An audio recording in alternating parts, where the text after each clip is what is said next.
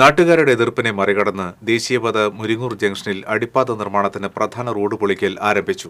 കഴിഞ്ഞ 2 ദിവസങ്ങളിലായി 4 വട്ടം കരാർ കമ്പനി നടത്തിയ ശ്രമങ്ങൾ പഞ്ചായത്ത് പ്രസിഡന്റ് എം.എസ്. സുനിത നേതൃത്വം നൽകുന്ന ജനകീയ പ്രതിരോധ സമിതിക്കാർ തടഞ്ഞുവെങ്കിലും പിന്നീട് കാര്യങ്ങൾ കൈവിട്ടു.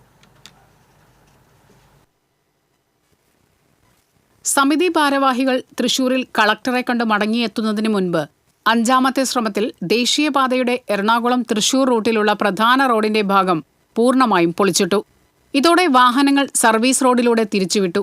ചൊവ്വാഴ്ച രാത്രി മെയിൻ റോഡ് പൊളിച്ച ഉദ്യോഗസ്ഥരുടെ നീക്കം ജനകീയ പ്രതിരോധ സമിതി തടഞ്ഞു. ഇരുവശങ്ങളിലെയും സർവീസ് റോഡുകൾ പൂർത്തീകരിച്ച ശേഷമേ പ്രധാന റോഡ് പൊളിക്കുകയുള്ളൂവെന്ന് ദേശീയപാത ഉദ്യോഗസ്ഥർ നൽകിയിരുന്ന ഉറപ്പ് ലംഘിച്ചതോടെയാണ് ജനകീയ സമിതി പ്രതിഷേധം ശക്തമാക്കിയത്. വീണ്ടും ബുധനാഴ്ച പുലർച്ചെ 4-ന് 20 മീറ്റർ ദൂരത്തിൽ JCB ഉപയോഗിച്ച് ടാറിംഗ് പൊളിക്കുകയും ചെയ്തു. നാട്ടുകാർ എതിർത്തതിനെ തുടർന്ന് തിരിച്ചുപോയ ഉദ്യോഗസ്ഥർ പിന്നീട് കൂടുതൽ സന്നാഹങ്ങളുമായി എത്തിയതോടെ പ്രതിഷേധം വീണ്ടും ശക്തമായി.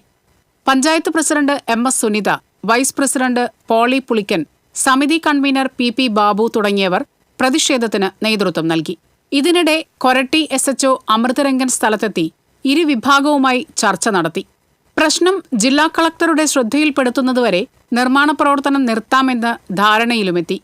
മുരിങ്ങൂർ ജംഗ്ഷനിൽ ബോക്സ് മോഡൽ അടിപ്പാതയ്ക്ക് പകരം 5.5 മീറ്റർ ഉയരത്തിൽ സ്പാൻ അടിപ്പാതയാണ് വേണ്ടതെന്നും ആവശ്യപ്പെട്ട് ഹൈക്കോടതിയിൽ ഹർജി നൽകിയിട്ടുണ്ടെന്ന് പഞ്ചായത്ത് പ്രസിഡന്റ് M.S. സുനിത പറഞ്ഞു. സർവീസ് റോഡുകളുടെ പണി പൂർത്തീകരിച്ചതിന് ശേഷം മാത്രമേ മറ്റു പണികൾ ആരംഭിക്കാവൂ എന്ന് പറയുകയും നാഷണൽ ഹൈവേ അതോറിറ്റി അത് സമ്മതിച്ചിട്ടുള്ളതാണ്. നമുക്കൊരു 5.5 മീറ്ററെങ്കിലും ഉയരമുള്ള സ്പാൻ ഇട്ടിട്ടുള്ള പാലമാണ് ആവശ്യം എന്നുള്ള കാര്യത്തിൽ നമ്മൾ നാഷണൽ ഹൈവേ അതോറിറ്റിയുമായി ബന്ധപ്പെട്ടും മറ്റ് ബന്ധപ്പെട്ട ഡിപ്പാർട്ട്മെന്റുകളെയും കൃത്യമായി വിവരം അറിയിച്ചിരുന്നു. അതിന്റെ ഭാഗമായിട്ട് നമുക്ക് ഇവിടെ ഒരു ടേണിംഗ് റേഡിയസ് എറണാകുളം ഭാഗത്തുനിന്ന് വരുന്ന വാഹനങ്ങൾക്ക് ബോക്സ് കൾവേർട്ട് ആണെങ്കിൽ ടേണിംഗ് റേഡിയസ് കുറവായതുകൊണ്ട് വാഹനങ്ങൾ കടന്നു പോകാൻ ബുദ്ധിമുട്ടുണ്ട് എന്നുള്ളതുകൊണ്ട് തന്നെയാണ് നമ്മൾ ഈ ഒരു പുതിയ പ്രപ്പോസൽ എന്ന നിലയ്ക്ക് സ്പാനുള്ള പാൻ വേണമെന്ന് പറഞ്ഞിരുന്നത്.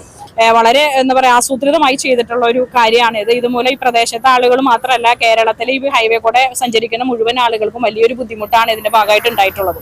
ഏപ്രിൽ 4-ന് ഹൈക്കോടതി കേസ് വാദം കേൾക്കുന്നതുവരെ ദേശീയപാത പൊളിക്കരുതെന്ന് ആവശ്യപ്പെട്ടിട്ടുണ്ടെന്നും M.S. സുനിത പറഞ്ഞു. TCV news, Chalakudy.